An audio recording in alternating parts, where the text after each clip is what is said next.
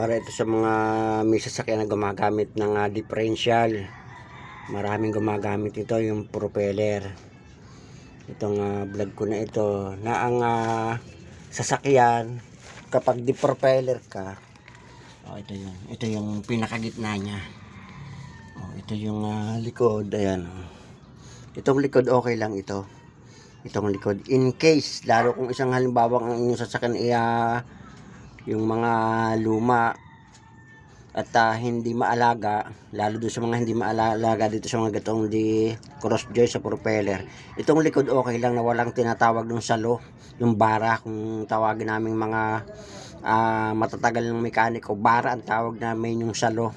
Dapat ito ayan ayan yung propeller dito sa pinaka center bearing. Ito dapat may salo. Ayan may salo dapat yan. Na kung isang halimbawa hindi natin inaasahan at itong pinaka cross joint niya natanggal. Ayan, kaya kalimitan nagkakaroon ng aksidente. Pag ito'y natanggal sa sobrang bilis ng ikot niyan, babagsak yan, tutukod yan dito sa lupa. Sa minto. Kung isang halimbawa natakbo ko tumukod yan dyan, ay nako, kaya dapat yan ay may pinaka salo dyan. Kahit flat bar ito, wala akong nakita salo dito kasi nga ito ginawa ko itong center bearing, wala akong nakita. So lalagyan ko na. Dapat ito kasi may salo.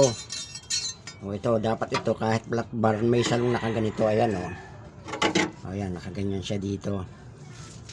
Ibig sabihin may salo para in case na nasira yung pinaka cross joint at bumagsak, may pipigil siya, hindi babagsak sa kalsada. Ayan, dapat may nakaganon dyan. Ayan ayan, ito yun ayan. Madali lang naman ilagay yan hahanap lang na kagaya isang halimbawa, ayan, may tornilyohan dito kabilaan at lalagyan para ibig sabihin may salo. Kagaya nito, dito ko ito ilalagay. Ayan ayan, ibabaluktot yan.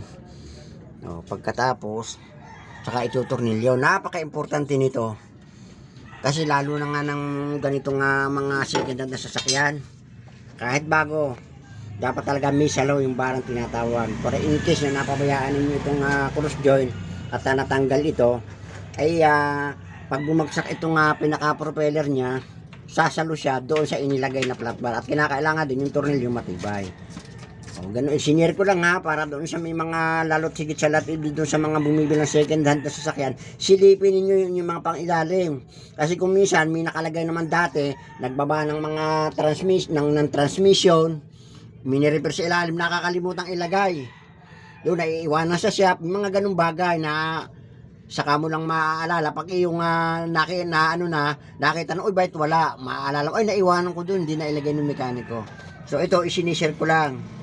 Itong tinatawag na para sa inyo ring kaligtasan. Okay.